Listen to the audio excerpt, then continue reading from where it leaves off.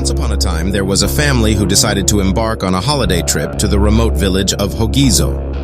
The family consisted of a mother named Erin, her husband George, and their 10-year-old son. As they arrived in Hogizo, they heard tales of a haunted house named Marzo that stood on the outskirts of the village.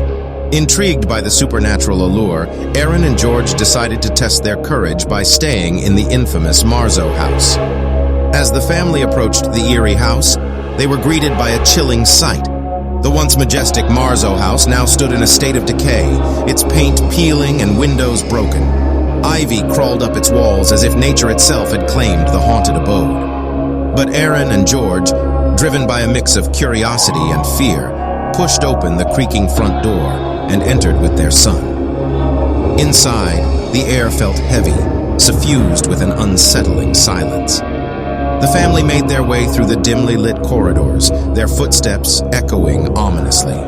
The walls seemed to whisper, carrying an otherworldly presence that sent shivers down their spines.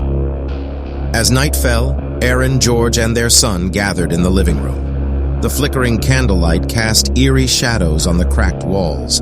The wind howled outside, lending an ethereal touch to the atmosphere.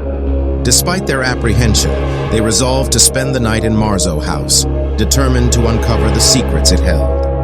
As the family settled in, they began to experience inexplicable phenomena. Doors slammed shut on their own, and cold gusts of wind blew through the rooms. Strange whispers filled their ears, seeming to come from all directions. Erin and George exchanged nervous glances, but they reassured their son that it was all just a result of an old house settling. But soon, the haunting escalated. The family would wake in the dead of night to the sound of footsteps pacing the hallways, even though no one else was present. Shadows moved in the corners of their vision, playing tricks on their minds. Grundy, the young son, grew increasingly frightened, clinging to his parents for comfort. One fateful night, as they sought refuge in their bedroom, a figure appeared before them. It was Marzo, the ghostly owner of the house. His translucent form emanated a pale glow, and his eyes held a mix of sorrow and desperation. Marzo spoke, his voice echoing through the room, recounting a tale of betrayal and tragedy. In life, Marzo had been a reclusive scholar who delved into forbidden knowledge. The villagers, fearing his power, accused him of witchcraft and sentenced him to death. As he met his untimely demise, Marzo vowed to seek revenge and haunt those who wronged him. Moved by his tragic tale, Erin, George, and Grundy felt both fear and compassion. They realized that Marzo's restless spirit could only find peace if justice prevailed. Determined to right the wrongs of the past, the family set out on a quest to uncover the truth behind Marzo's persecution. They delved into the village's history, speaking with the older residents who remembered the events that transpired.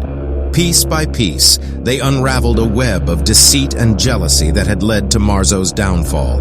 The true culprits were revealed, their guilt weighing heavy on their souls. Armed with this knowledge, Erin, George, and Grundy confronted the villagers, demanding justice for Marzo.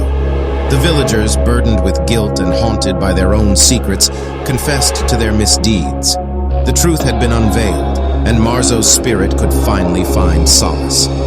As the family bid farewell to Hogizo, they looked back at Marzo's house with a mix of sadness and relief.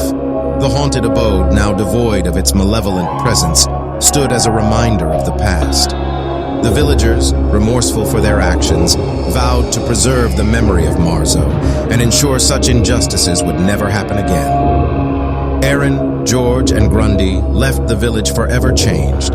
Their encounter with Marzo and the haunted house had taught them the fragility of the human spirit, the consequences of unchecked fear and jealousy.